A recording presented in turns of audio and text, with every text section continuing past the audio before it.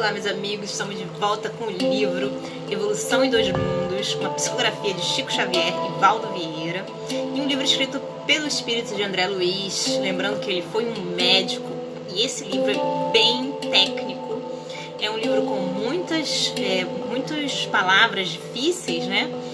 E eu aconselho sempre aos meus amigos e amigas a utilizarem o dicionário, a ler esse livro. Bom, estamos no capítulo 9, no qual André Luiz nos fala sobre a evolução e o cérebro. Lembrando que é um tema não só físico como espiritual. Então ele junta essas duas coisas para explicar como se deu a evolução.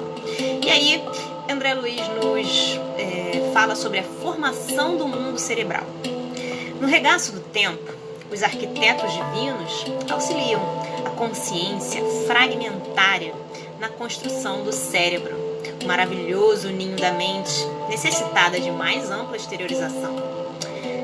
A massa de células nervosas que precede a formação do mundo cerebral nos invertebrados dá lugar à invaginação do ectoderma nos vertebrados, constituindo-se lentamente a vesícula anterior ou prosencéfalo, a vesícula média ou mesencéfalo e a vesícula posterior ou rombencéfalo. Nos peixes, os hemisférios cerebrais mostram-se ainda muito reduzidos. Nos anfíbios, denotam desenvolvimento encorajador. E nos répteis, avançam em progresso mais vasto, configurando já com alguma feição o aqueduto de Silvius, aprimorando-se com mais segurança em semelhante fase na forma espiritual. O centro coronário do psicossoma futuro, a refletir-se na glândula pineal, já razoavelmente plasmada em alguns lacertídeos, qual o rinocéfalo da Nova Zelândia, em que a epífise embrionária se prolonga até a região parietal, aí assumindo a feição de um olho com implementos característicos. Zoólogos respeitáveis consideram o mencionado aparelho como sendo um globo ocular abandonado pela natureza. Contudo, é aí que a epífise começa a consolidar-se por fulcro energético de sensações sutis para a tradução e seleção dos estados mentais diversos nos mecanismos da reflexão e do pensamento, da meditação e do discernimento, prenunciando as operações da mediunidade consciente ou inconsciente, pelas quais espíritos encarnados e desencarnados se consorciam uns com os outros na mesma faixa de vibrações, para as grandes criações da ciência, da religião, da cultura e da arte, na jornada ascensional para Deus, quando não seja nas associações psíquicas de espécie inferior ou de natureza vulgar, em que as almas prisioneiras da provação ou da sombra se retratam reciprocamente. Bom, André Luiz agora fala sobre a girencefalia e a licencefalia. E aí ele diz o seguinte: prossegue o crescimento dos hemisférios cerebrais nas aves, com significativas porções cerebelares, para encontrarmos nos mamíferos o encéfalo com apreciáveis dotações, apresentando circunvoluções nos girencéfalos e aumento expressivo na área do córtex. Quanto mais se verticaliza a escalada, mais se reduz a percentagem volumétrica do cerebelo, enquanto que os hemisférios cerebrais se dilatam. Contudo, é preciso destacar que esse fenômeno de progressão fundamentalmente não se relaciona com a inteligência e nem esta é a rigor proporcional ao número de circunvoluções cerebrais, tanto que mamíferos quais o coelho, o canguru, o ornitorrinco e até mesmo certos primatas possuem cérebro licencéfalo ou sem circunvoluções. A girencefalia e a licencefalia encefalia obedecem a tipificações traçadas pelos orientadores maiores no extenso domínio dos vertebrados, preparando o cérebro humano com a estratificação de lentas e múltiplas experiências sobre a vasta classe dos seres vivos. A maneira de crianças tenras, internadas em jardins de infância para aprendizados rudimentares, animais nobres desencarnados a se destacarem dos núcleos de evolução fisiopsíquica em que se agrupam por simbiose, acolhem a intervenção de instrutores celestes em regiões especiais, exercitando os centros nervosos. E aí, André Luiz fala sobre o fator de fixação. Os neurônios nascem e se renovam milhões de vezes no plano físico e no plano extrafísico, na estruturação de cérebros experimentais, com mais vivos e mais amplos ingredientes do corpo espiritual, quando em função dos tecidos físicos, até que se ergam em unidades morfológicas definitivas do sistema nervoso, demonstrando formação especialíssima, porquanto reproduz mais profundamente a tessitura das células psicossomáticas. O neurônio é toda uma usina microscópica, constituindo-se de um corpo celular com prolongamentos, apresentando o núcleo escassa cromatina e um nucleolo.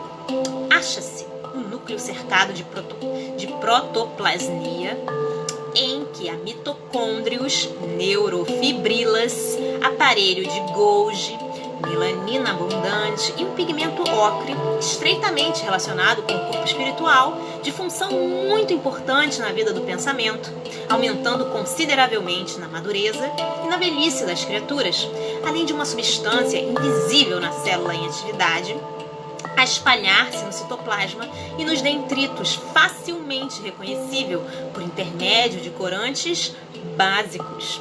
Quando a célula se encontra devidamente fixada, essa substância a expressar-se nos chamados corpúsculos de Nice, que podem sofrer a cromatólise, representa alimento psíquico, aurindo pelo corpo espiritual no laboratório da vida cósmica, através da respiração durante o repouso físico para a restauração das células fatigadas e insubstituíveis.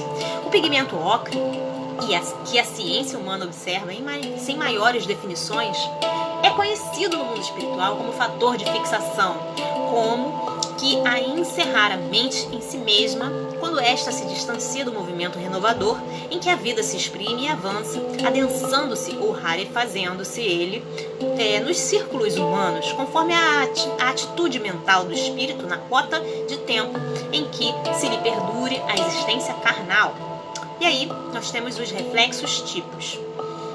Bom, estabelecidos os centros nervosos em que se entrosam as forças fisiopsicossomáticas, os reflexos tipos são organizadas no reino animal, fixando-se o reflexo de flexão, que consta da flexão de um membro atacado na superfície por estímulos de variadas origens, o reflexo fásico, que interessa a defesa própria na remoção de estímulos perniciosos, o reflexo miotático a evidenciar-se na contração de um músculo quando responde à extensão de suas fibras, os reflexos posturais diversos e os múltiplos reflexos segmentares e intersegmentares, com os arcos que lhes são característicos, tanto na parte aferente como na eferente, preparando-se o veículo fisiopsicossomático do porvir em suas reações nervosas fundamentais.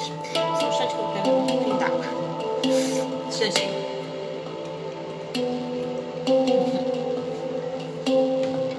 Bom, através deles, o encéfalo, conservando consigo o centro coronário e o centro cerebral, registra excitações inúmeras para que as faculdades de percepção e seleção, atenção e escolha se consolidem.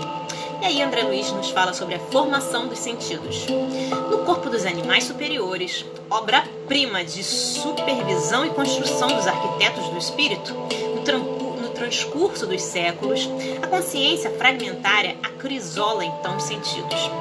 Findo longo período de trabalho, afirma-se o tato por sentido cutâneo essencial, a espraiar-se por toda a pele. Esta se converte em superfície receptora, com variadas terminações nervosas que se salientam por extrema complexidade, dentre as arborizações simples, até os corpúsculos especializados que se localizam dentro da derme, utilizando células especiais em comunicação incessante com o cérebro, para que as sensações táteis constantes possam defender os patrimônios da vida. Adestrada a atenção, o animal na esfera física e na esfera extrafísica elabora por atividades reflexas várias substâncias que lhe excitam os centros receptivos, definindo os chamados sentidos químicos a culminarem no olfato e no gosto. No epitélio olfatório, as células basais, as de sustentação exolfativas sobre as glândulas de Bowman, que se encarregam de fornecer o muco necessário à discriminação dos elementos odoríferos, operam na seleção das propriedades aromáticas das substâncias. E no dorso da língua, na epiglote, na face posterior da faringe, como no véu do paladar, os corpúsculos gustativos, guardando as células epiteliais de sustentação e as células gustativas associadas às pequenas glândulas salivares, fazem o registro das substâncias destinadas à nutrição. E aí, André Luiz nos fala sobre a visão e a audição. O sentido da vista, admiravelmente fixado, passa a permitir a constituição das imagens dos objetos na retina, segundo um sistema dióptrico particular, aperfeiçoando-se as células receptoras da luz, cujo impulso nervoso alcança as vias ópticas, transportando as imagens captadas até a profundez do cérebro, onde a mente incorpora as interpretações que lhe são próprias e analisa-as, plasmando observações para o arquivo da memória e da experiência. E a audição, alicerçando-se em órgão complexo, consolida-se no ouvido interno, protegido pelo ouvido externo e pelo ouvido médio, em que o tubo coclear, a dividir-se em 3 compartimentos, vai encontrar as células evoluídas, os órgãos de corte e as fibras nervosas do acústico encarregadas de transmitir as vibrações sonoras que atingem o ouvido médio em estímulos nervosos a saírem através do nervo auditivo na direção da mente, que realiza a seleção dos valores atinentes às sensações de tom, intensidade e timbre, estabelecendo em seu próprio valor vasta rede de reflexos condicionados com expressão decisiva em seu desenvolvimento. Sob a orientação das inteligências sublimes, cada sentido se instala em organização especial, formada de vários aparelhos e implementos. Também o cérebro integral se organiza em lobos diversos, com vasta margem de recursos para o futuro. Quando a alma, então nascente em atividade instintiva na construção de seu próprio veículo, se erigirá em consciência desperta com capacidade de utilizar as vantagens potenciais que a divina sabedoria lhe oferta. E aí, André Luiz nos fala sobre o microcosmo prodigioso. E ele fala o seguinte: com o tempo, a direção espiritual da vida consegue, enfim, organizar com mais eficiência o sistema nervoso autônomo, regulando e coordenando as funções das vísceras. Estruturam-se desse modo, primorosamente, a inervação visceral aferente e eferente e os centros coordenadores, os sistemas simpático e parasimpático e as fibras pré- e pós-ganglionares de Langley, com os neurônios a edificarem vias eletromagnéticas de comunicação entre o governo espiritual e as províncias orgânicas. Em todos os ângulos do cérebro, esse microcosmo prodigioso, células especiais permanecem sob o controle do espírito, assimilando os desejos e executando-lhe as ordens no automatismo que a evolução lhe confere. Desde o grupo tectobulbar das fibras pré-ganglionares, saindo com os pares cranianos tecidas com neurônios do mesencéfalo, protuberância e bulbo, e incluindo os núcleos supraópticos paraventriculares e a parede anterior do infundíbulo, até o grupo sacro, com neurônios localizados na medula sacra. Nervos especiais funcionam como estações emissoras e receptoras, manipulando a energia mental, projetada ou recolhida pela mente, em ação constante nos domínios da sensação e da ideia, em conexões e trajetos que a ciência do homem mal começa a perceber. O atuando nos demais centros do corpo espiritual e nas zonas fisiológicas que os configuram no veículo somático através de circuitos reflexos. No diencéfalo, campo essencialmente sensitivo e vegetativo, parte das mais primitivas do sistema nervoso central, o centro coronário, por fulcro luminoso, entrosa-se com o centro cerebral, a exprimir-se no córtex em todos os mecanismos do mundo cerebral, e dessa junção de forças o espírito encontra no cérebro o gabinete de comando das energias que o servem, como aparelho de expressão e dos seus sentimentos e pensamentos, com os quais, no regime de responsabilidade e de autoescolha, plasmará no espaço e no tempo o seu próprio caminho de ascensão para Deus. Bom, gente, isso foi escrito em Uberaba, dia 12 de fevereiro de 1958. Espero que vocês tenham gostado dessa leitura tanto quanto eu. Hoje foi um capítulo extenso, me desculpem, mas para nossos estudos. A gente precisa fazer essa perseverança, né, na leitura. E um grande beijo para vocês. Deus abençoe e até a próxima. Tchau, tchau.